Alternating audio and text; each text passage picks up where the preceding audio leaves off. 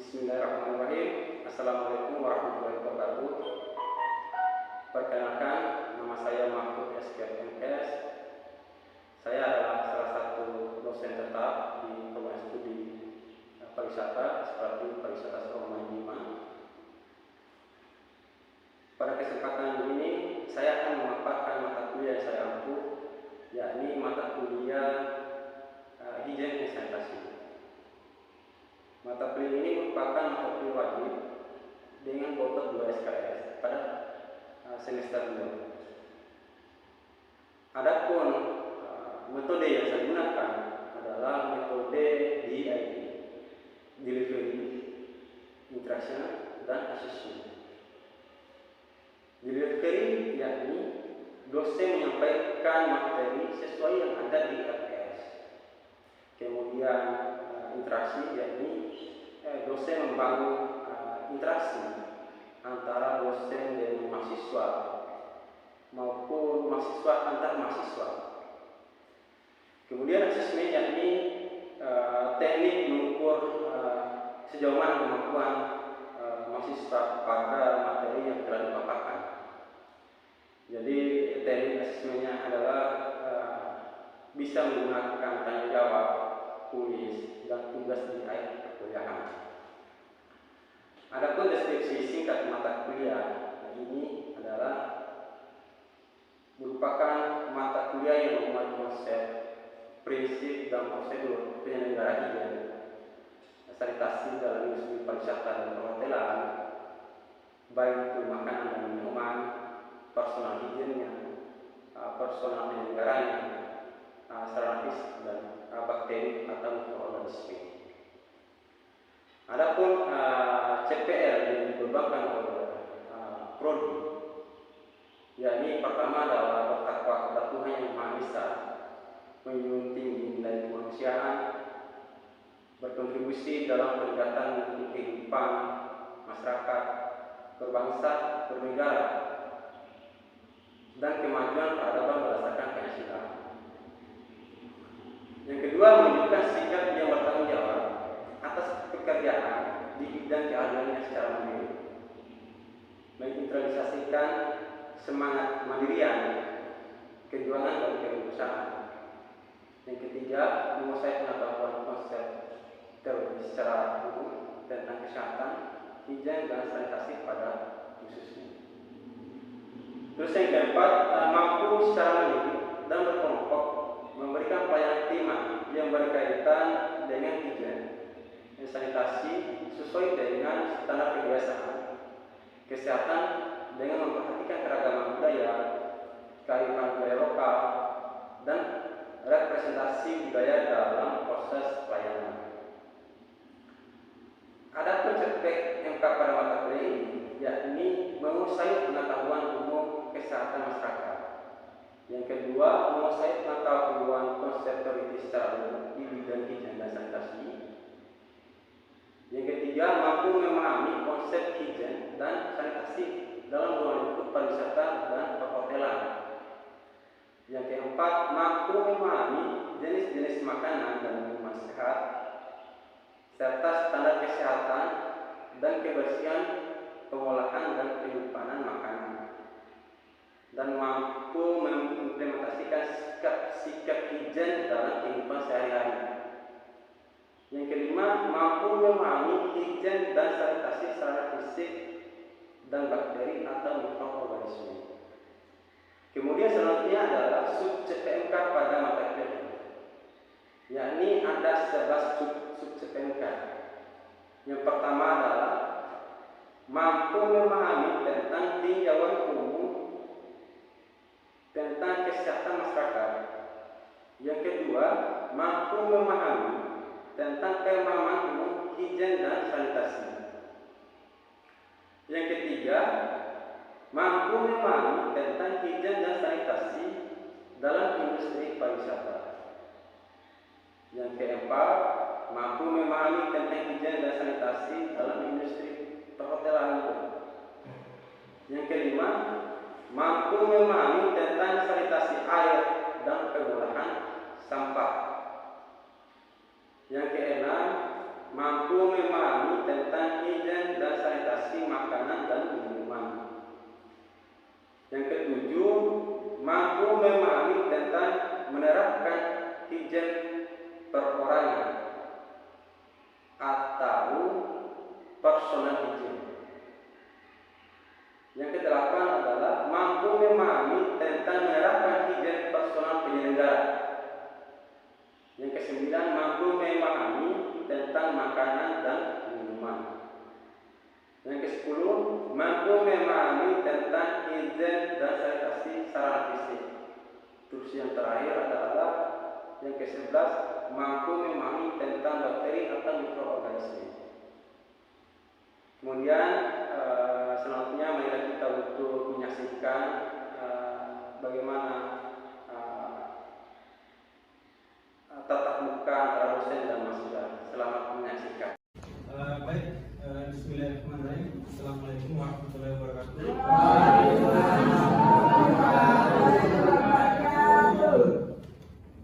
Hari ini kita masih di pertemuan ke-9, yaitu materi tentang personal hygiene.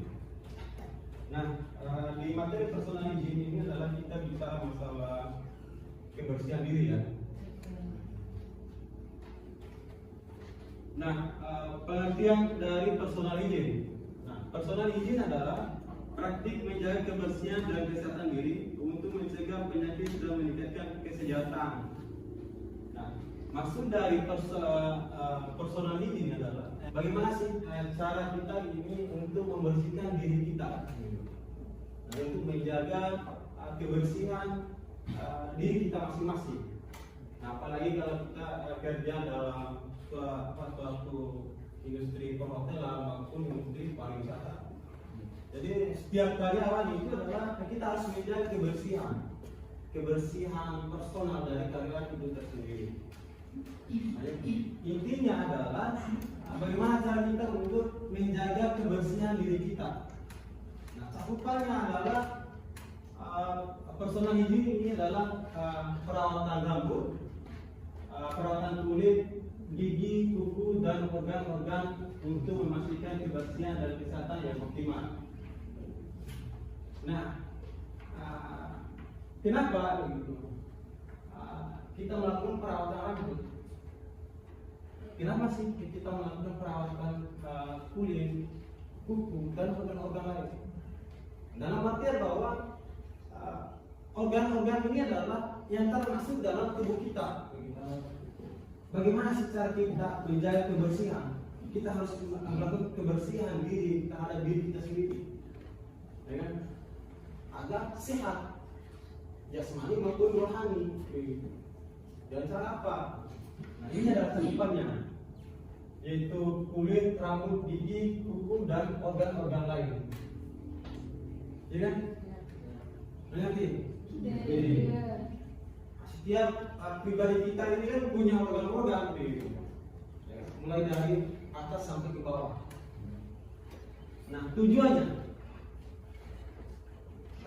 utama dari personal hygiene ini adalah untuk menjaga kebersihan diri. Bagaimana sih kita ini menjaga kebersihan diri kita? Agar apa? Siapa yang bisa menjawab? Nah, agar terhindar dari kuman, virus, maupun bakteri yang menempel. Nah, virus, bakteri maupun kuman itu adalah suatu penyakit bagi kesehatan kita. Sebab itu, nah untuk apa sih? Untuk kita ini memelihara diri kita sendiri agar sehat. Mengerti? Ya,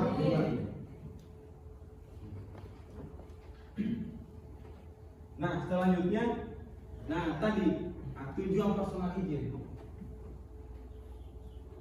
tidak terlepas dari menjaga kesehatan. Ya? Nah, menjaga kesehatan itu adalah bagaimana praktek kita untuk menjaga kesehatan. Ya? Menjaga kesehatan yang baik. Dalam artian bahwa menjaga kesehatan ini semua orang wajib. Nah, agar kita sehat, gitu kan? Apa namanya? menjaga kesehatan ini adalah praktek personal hygiene yang baik, mencegah penyakit, menjaga kebersihan tubuh, dan untuk mendukung kesehatan secara keseluruhan. Nah, kita harus menjaga kesehatan ini baik dalam waktu mencegah, ya, kebersihan tubuh, begitu kan, dan mendukung keseluruhan kesehatan secara keseluruhan. Nah itu. Yang kedua adalah meningkatkan rasa percaya diri. Ya. Nah, tujuan personal hygiene ini adalah meningkatkan rasa percaya diri. Ya. Kalau kita merasa bersih dan dapat meningkatkan rasa percaya diri, jadi harga diri kita ini kan meningkat, gitu. Tidak rendah, gitu, dipandang oleh seorang. Nah, kalau kita ini sudah menjaga kesehatan diri, sudah melakukan sesuatu yang baik, gitu, ya, kita pede gitu, di hadapan orang. Kita merasa percaya diri bahwa hidup saya ini tidak sehat. Misalnya kalau ada orang yang kotor, yang tubuhnya tidak terawat secara mandiri, bagaimana perasaannya dia ketika dia ini berhadapan dengan orang-orang umum, ya kan? Yang pertama adalah dari dia sendiri ini merasa kepercayaannya menurun, tidak percaya diri bahwa saya ini seperti apa, seperti itu. Ya, apalagi tidak dikatai sama orang. Paham? Nah, yang ketiga adalah menciptakan kesan yang positif. Penampilan yang terawat dan hijau dapat memberikan kesan yang baik kepada orang lain dan membangun hubungan yang lebih positif.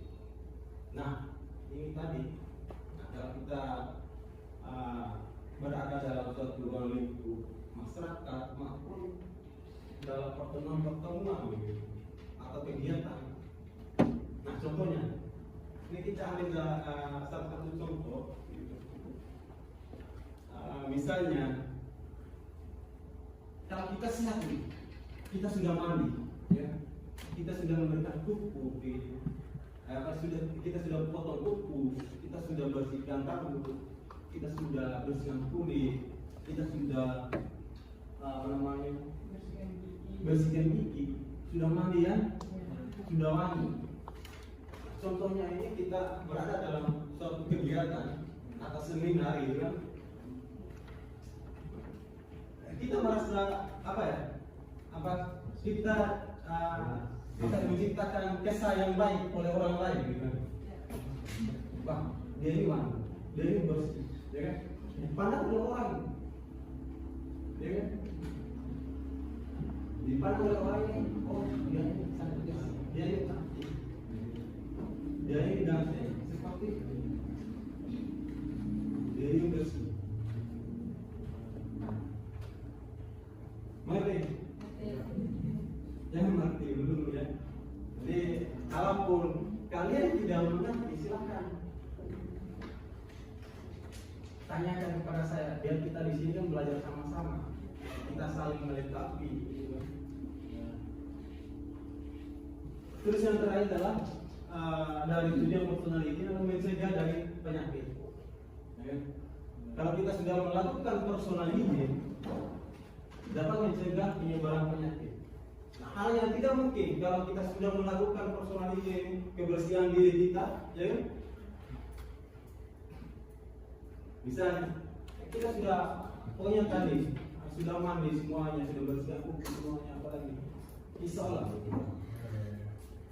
bakteri maupun virus atau kuman itu tidak akan menyebar pada kita, karena kita sudah berusaha untuk menjaga. Nah, menjaga ini adalah kita sudah antisipasi sebelumnya bahwa usaha pencegahan, yaitu melakukan kebersihan diri seperti itu. Itu adalah salah satu dari mencegahnya terjadinya penyakit. Nah, ada pertanyaan? Nah, faktor-faktor yang mempengaruhi dari personal hygiene. Jadi ada 3. Yang pertama adalah budaya dan keluarga, yang ketiga adalah pendidikan, yang keempat, yang kedua adalah pendidikan, yang ketiga adalah gaya hidup.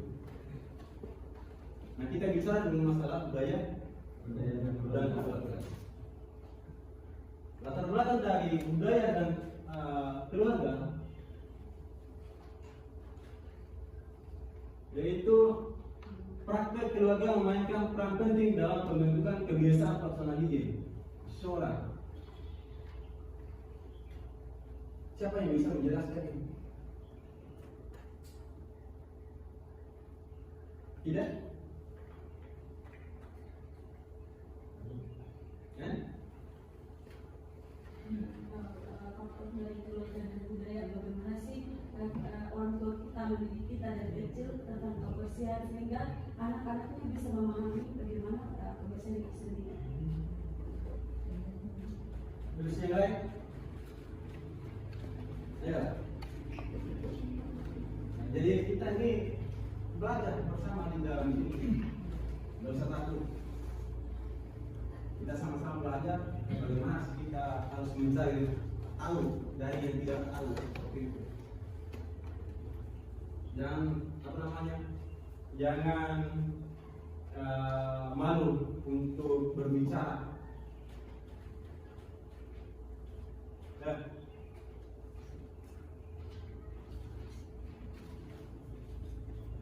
Jadi budaya dan keluarga ini sangat penting dalam peran dalam kehidupan, apalagi kalau menjaga kesehatan diri kita sendiri. Nah, kalau bicara masalah budaya, ya kita budaya kita ya harus wajib mandi. Kalau tidak mandi ya tidak sehat. Nah, yang kedua adalah pendidikan. Tingkat pendidikan seseorang mendapat pada pemahaman dan kesadaran terhadap pentingnya menjaga kebersihan. Nah, kalau tingkat pendidikan kita lebih tinggi, ya, pemahaman kita lebih tinggi, jadi kita sadar bahwa kebersihan diri itu adalah sangat penting bagi kita, ya. Kalau kita berada dalam pemahaman yang lebih tinggi, ya kan?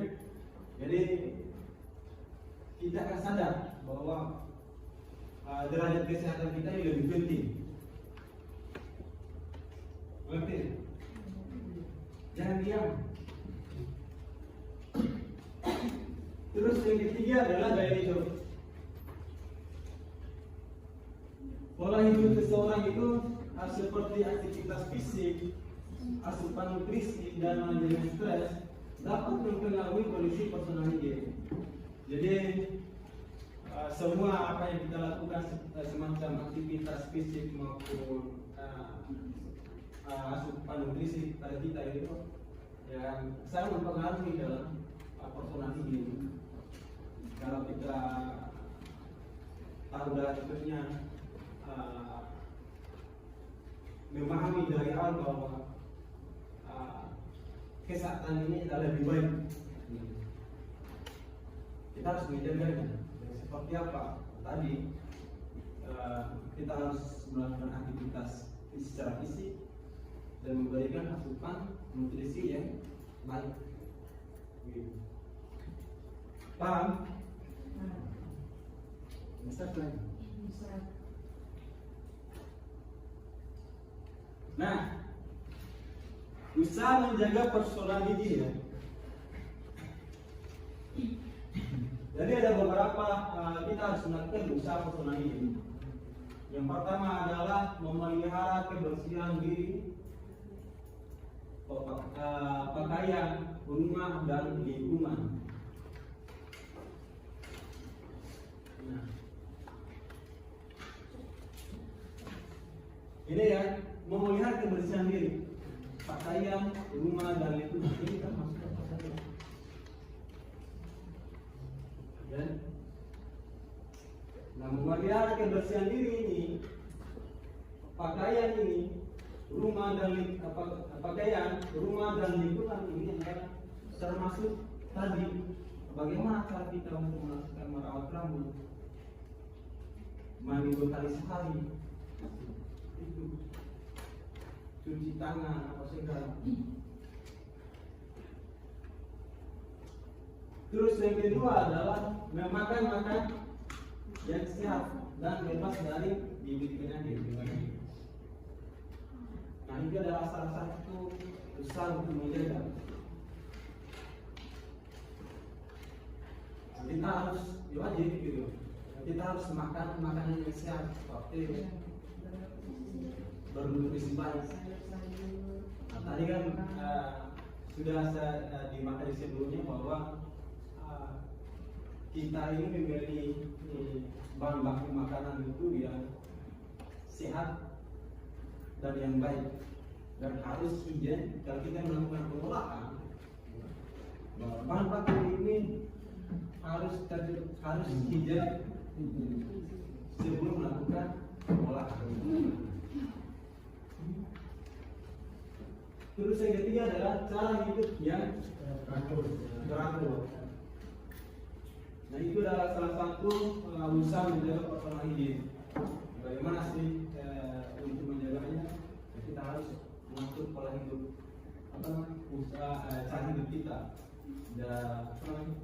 Dari cara yang tidak baik, misalnya kita jarang olahraga, kita harus olahraga. Yang jarang mandi, kita harus mandi. Nah, itu adalah cara hidup yang teratur. Yang keempat adalah meningkatkan daya tahan tubuh dan kesehatan jasmani. Nah, poin dari keempat ini adalah bagaimana sih kita untuk menjaga, ya, untuk meningkatkan daya tahan tubuh dan kesehatan jasmani. Yang pertama tadi, apalagi? Olahraga, mandi, menjaga kebersihan. Apalagi?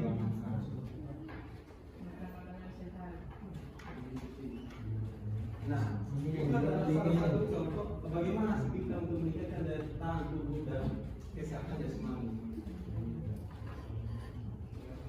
Kita harus makan makanan yang sehat, memilih makanan yang sehat. Kita harus olahraga,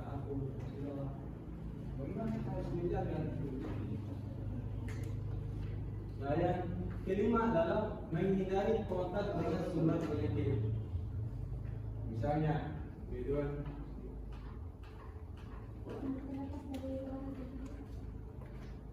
Nah, poin dari ini menghindari kontak dengan sumber penyakit. Ada yang bisa jelaskan? Seperti lingkungan kotor dan dari teman kotor. Nah, itu adalah salah satu contohnya.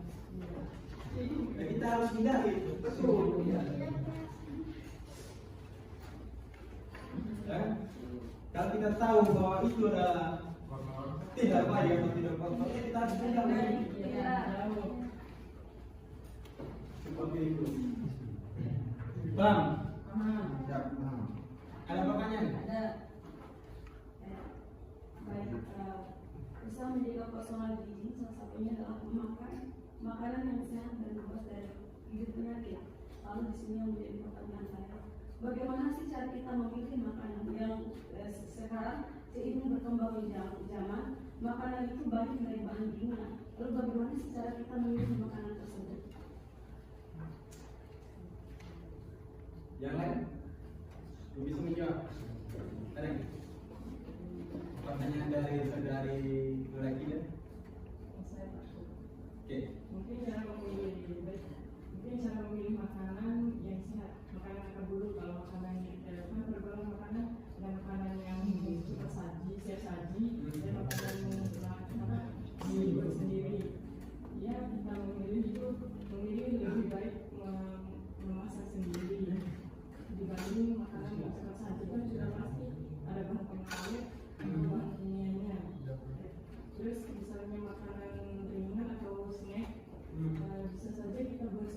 juga dibanding beli yang cepat saji lagi kan. Jadi kebersihannya bisa kita lihat dari yang kita buat sendiri sama yang dibeli kan sudah pasti kemungkinannya banyak. Jadi itu saja. Oke. Baik, tadi selain kita bilang bahwa kita bisa membuat sendiri. Yang saya lihat sekarang banyak anak-anak atau mahasiswa kita yang malas dengan membuat makanan itu sendiri. Kita lebih ke membeli makanan yang sudah jadi atau dalam bentuk kemasan. Nah, yang dimana dalam kemasan itu ada tulisan tentang zat kimianya. Kan kebanyakan orang tidak bisa membaca bahasa kimia gitu. Bagaimana sih cara kita agar tahu bahwa makanan ini banyak zat kimianya gitu? Di sini kan membahas tentang persoalan. Ya. Kan tadi membahas tentang persoalan hijau. Jadi tergantung dari orang-orang sendiri. Tapi saran saya lebih baik dibuat sendiri. Itu kan karena personal hijau saya kan masak sendiri Pak. Dibanding beli kan udah tahu harganya banyak. Gitu. Jadi tergantung dari diri sendiri semuanya. Karena kan kalau kita urus orang lain kan diri kita aja belum terurus gitu kan Pak. Jadi begini Pak, semua yang tadi tidak memberikan pertanyaan itu, maksudnya semua tergantung kembali pada diri kita masing-masing. Kalau sudah tahu bahwa makanan yang mau dibeli atau mau kita olah sendiri, kalau makanan yang mau kita beli itu, kita juga harus lihat dulu. Kalau itu penyakit, tidak usah dibeli. Mungkin itu saja Pak. Oke. Jadi gimana kita?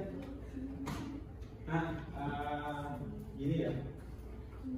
Jawaban saya benar semua. Tidak ada yang salah. Jadi kalau apa namanya?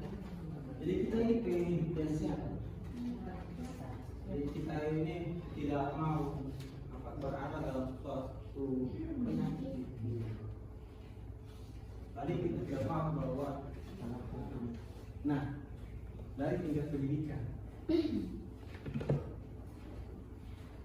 Tingkat pendidikan ini adalah bahwa kita ini harus punya wawasan yang lebih tinggi. Punya wawasan ini, kita harus kita lebih sadar bahwa makanan yang sehat seperti apa. Kalau yang instan, kita harus lihat dulu apakah ini sudah melalui prosedur, sudah melalui SOP enggak, tidak ada bahan pengawet enggak yang dia pakai. Kalau mau lebih baik lagi, kita harus belikan bahan baku yang mau diolah. Kita harus memilih sendiri mana bahan baku yang bagus, yang baik, yang sehat. Dan jangan lupa pasca 5. Ada pertanyaan? Tidak ada Pak.